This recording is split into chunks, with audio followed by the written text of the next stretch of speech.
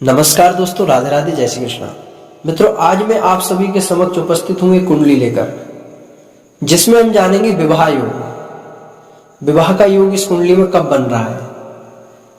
देखिए, कुंडली हमारे जीवन में बहुत बड़ी भूमिका अदा करती है। हम अपने जीवन की छोटी से छोटी और बड़ी से बड़ी सारी घटनाएं जान सकते हैं कुंडली के माध्यम से। कुंडली हमारे जीवन का एक तरह से दर्पण होता है, जिसमें पहले ही सारे संकेत दिए जाते हैं कि हम अपने जीवन में कितनी उन्नति करेंगे, क्या करेंगे अथवा क्या नहीं करेंगे, हमारी शादी कब होगी, किस दिशा में होगी। तो आज हम चर्चा करेंगे शादी के बारे में कि कुंडली के अनुसार विवाह कब होगा, कितने वर्ष के अंतराल में होगा। अगर अभी तक आपने हमारे YouTube चैनल को सब्सक्राइब नहीं किया तो सब्सक्राइब कर लीजिए। तो आइए जानते हैं विवाह के लिए किस तरह से योग बनते हैं, कैसे बनते हैं। देखो, विवाह के लिए सबसे मुख्य ग्रह माने जाते हैं बृहस्पति और शुक्र। यदि जिसकी कुंडली में बृहस्पति बलवान है, उसकी शादी में किसी प्रकार की कोई बाधा नहीं आएगी, उसकी ठीक समय से शादी हो जाती है। यदि शुक्र बलवान है तब भी ठीक समय से शादी हो जाती है। लेकिन जिस व्यक्ति की कुंडली में शुक्र और बृहस्पति की स्थिति बिगड़ जाती है, यह नीच ग्रह से दृष्ट होते हैं, वो पाप ग्रह से दृष्ट होते हैं, तब उनकी विवाह में देरी होती है। तो आइए जानते हैं किस तरह से विवाह योग बनता है। तो मित्रों, आपके सामने एक कुंडली प्रस्तुत है। इस कुंडली में आप देख पा रहे होंगे एक से एक कुंडली भरी है, 1 2 3, अर्थात इसकी लग्न में सूर्य बैठा हुआ है। देखिए, सूर्य एक में अर्थात मेष राशि में सूर्य उच्च का माना जाता है, तो सूर्य इसके बहुत अच्छे हैं। अब हम देखेंगे बृहस्पति किस स्थिति में है। तो आप देख पा रहे होंगे चतुर्थ भाव में बृहस्पति है, तो बृहस्पति 4 में नीच के माने जाते हैं और साथ में देखिए शनि भी है।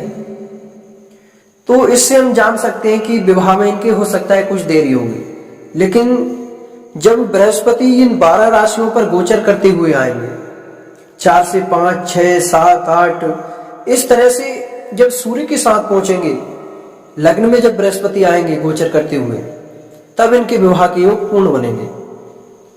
तो प्रयास करने पर संबंध तय हो सकता है। अब हम जानेंगे लग्न से। देखिए, यहां पर एक प्रथम भाव में आप देख रहे हैं 1 लिखा हुआ है, अर्थात मेष राशि। तो मेष राशि के स्वामी होते हैं मंगल। जस्ट उसी के सामने जहां पर 7 लिखा है उसमें है मंगल। मंगल के साथ चंद्रमा भी विराजमान है।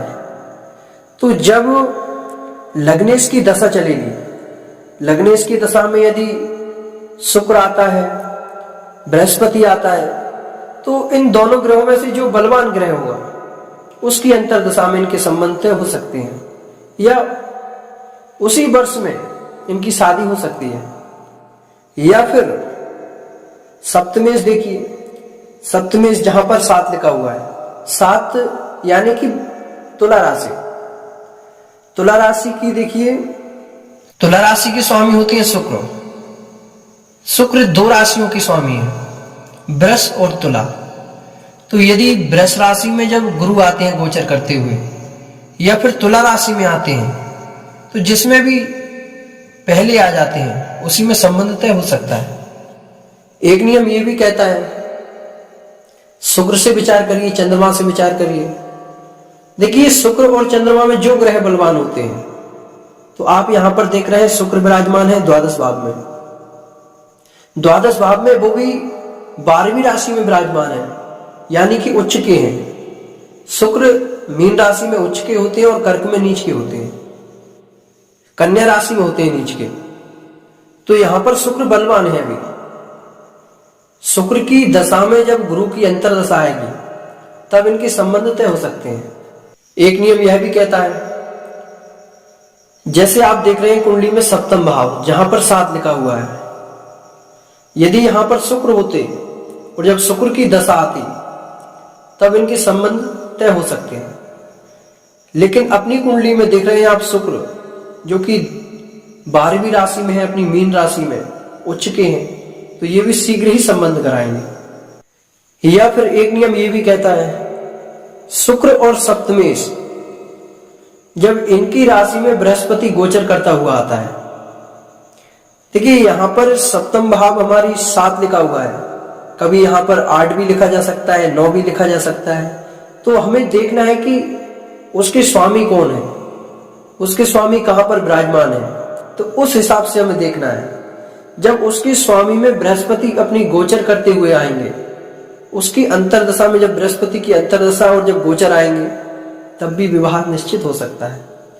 तो आज हमने जाना जन्म कुंडली में विवाह योग किस तरह से बनता है, कैसे बनता है, ग्रह की क्या स्थिति होती है, तब विवाह का समय निश्चित होता है। जय श्री कृष्ण, राधे राधे।